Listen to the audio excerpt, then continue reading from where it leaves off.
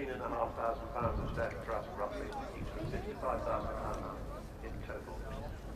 Of course, these days she doesn't carry a lot of the equipment that she used to carry when she was an operational aircraft, including not carrying two navigators. That must have considerably reduced the weight, I guess, speaking as one myself, I'm allowed to say that. But here she is coming back in front of us, and Bill Ramsey will be accelerating her down the line of the front.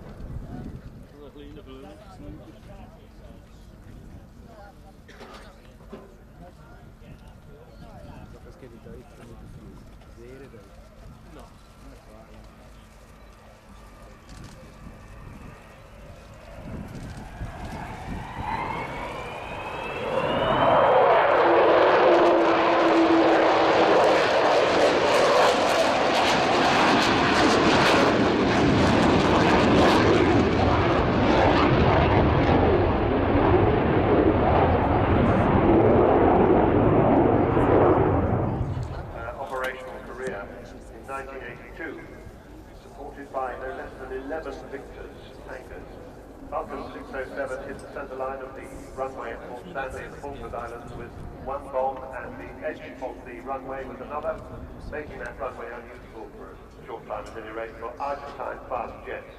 Until the Gulf War, it was the longest bombing raid in history, 7,760 miles round trip, roughly the same distance as from here to Bali in one hop.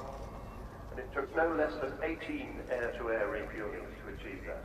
The Royal Air Force could actually reach their mainland. So, here she is coming back in towards us on the V axis. Coming back straight across the airfield, and she'll go up into a spiral climb.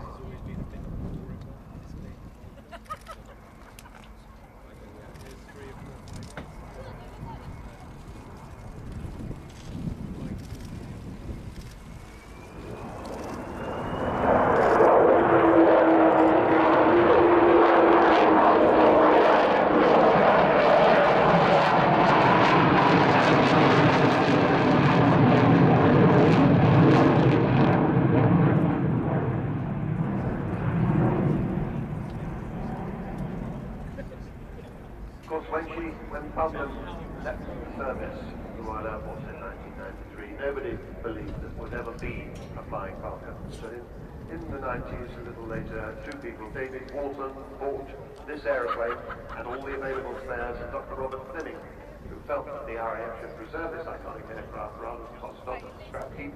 The RAF didn't have the money to do that, and the end result was the Vulcan to the Sky Trust. And the biggest problem has always been money. It may seem obvious, but 658 is not funded by the government. She doesn't belong to the Royal Air Force.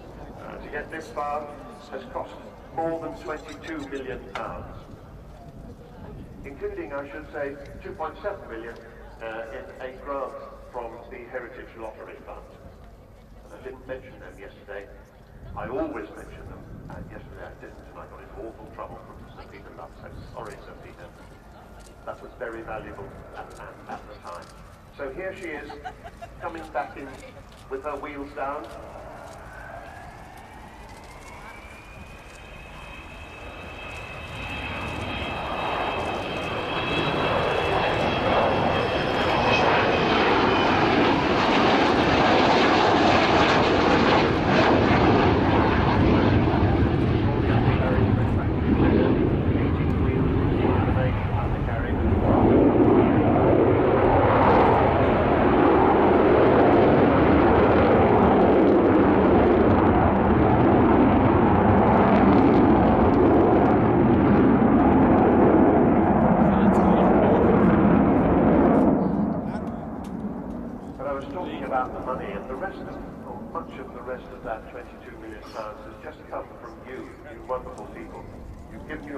Single pounds in tens of thousands and everything in between.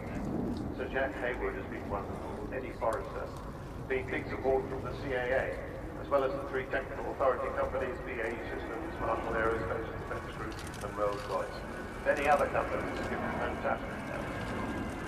Airbus, AD Holdings, Eagle Technologies, Cranfield Aerospace. There at the bottom of all those things as she goes by you get a glimpse of the size of that bomb bay there, and you'll be able to see the bomb doors closing as she comes back around in front of us again.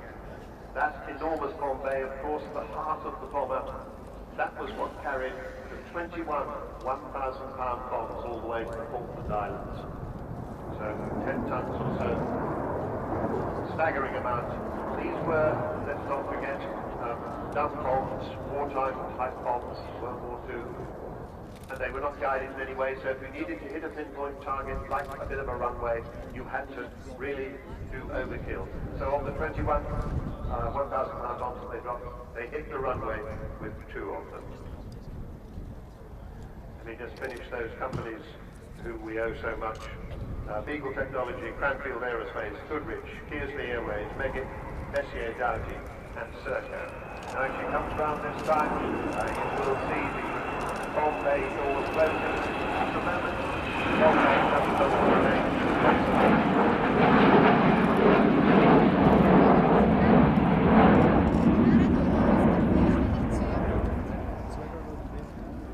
But as we know, this is her last season, and it is the 3 technical authority companies that will finally bring Vulcan's illustrious flying life to a close. They have together decided to cease their support at the end of the 2015 season.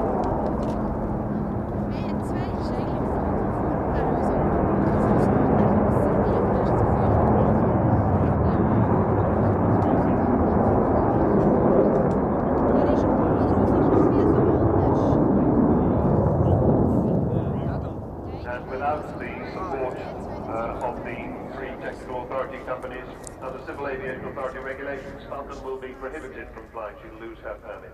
So it isn't about funding, although of course funding remains difficult. It's still costing £2 million a year to run that.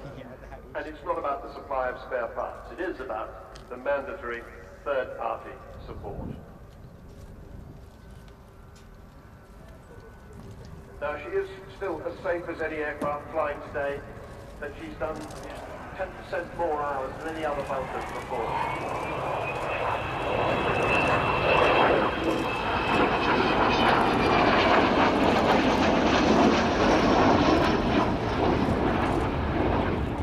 So she's into an area of unknown unknowns. And the maintenance of that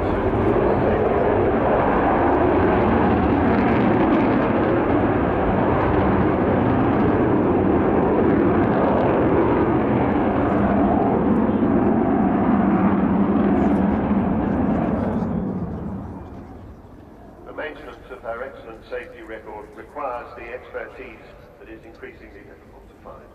She's still being enjoyed by around 3 million people every year, 50% more than 3 years ago, and she's going to do probably another 20, maybe more air shows this year, so you do have other chances to see her. When she's finished, she's going to become part of an extraordinary team at her home base at Robin Hood Airport Docks to Sheffield, otherwise known as Royal Air Force. Fittingly, the Vulcan team and the Aviation Skills Partnership are going to create a new life for her at the centrepiece of the Etna project. It'll be an aviation academy and a heritage skills centre. It'll showcase technological achievements. It'll be the next best thing to flying, things like fast taxiing for 558. It's called Mount Etna. Of course, you knew that was the workshop for the God Vulcan, and the Etna project will be like the Eden project, but for engineers. Now, here's a special treat. As she flies down the runway, you see the red arrows giving her Vulcan zooms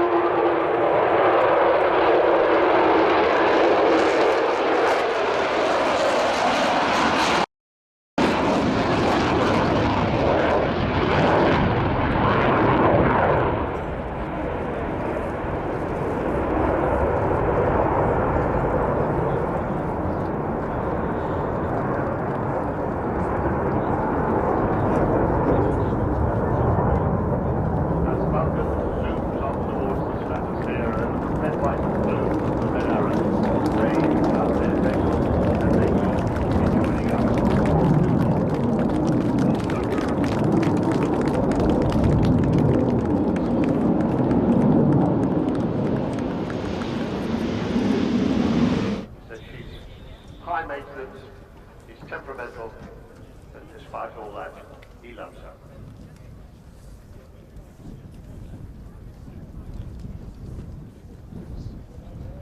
And I think we all owe a huge vote of thanks to TAP and the 7 engineers that I mentioned earlier for keeping this magnificent 55-year-old aeroplane still flying for all of us. But perhaps I should just say that as she comes in for her final landing, I quote the great Dr. Seuss, you know, the man who wrote Cat in the Hat and How the Grinch Stole Christmas. He wrote, "Don't cry because it's over, smile because it happened." Or if you can't manage that, at least a little smile through the tears. Vulcan, XH558, lands.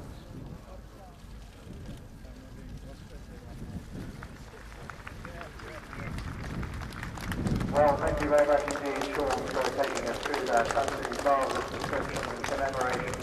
Can't believe it's the last time you'll see this at Fairfield, so a marvellous sight. But coming up, yet more excitement. The action continues throughout the next half an hour, and we hope you are ready for it. Because it is time, ladies and gentlemen, boys and girls, for the Red Arrows, and please welcome Squadron Leader Mike Lynch. Right, very good afternoon, ladies and gentlemen, boys and girls. Just Squadron Leader Mike Lynch, the supervisor with the Royal Air Force Aerobatic Team, the Red Arrows. I'm going to talk you through the display this afternoon in the fabulous blue sky here above the Royal International Air Tattoo.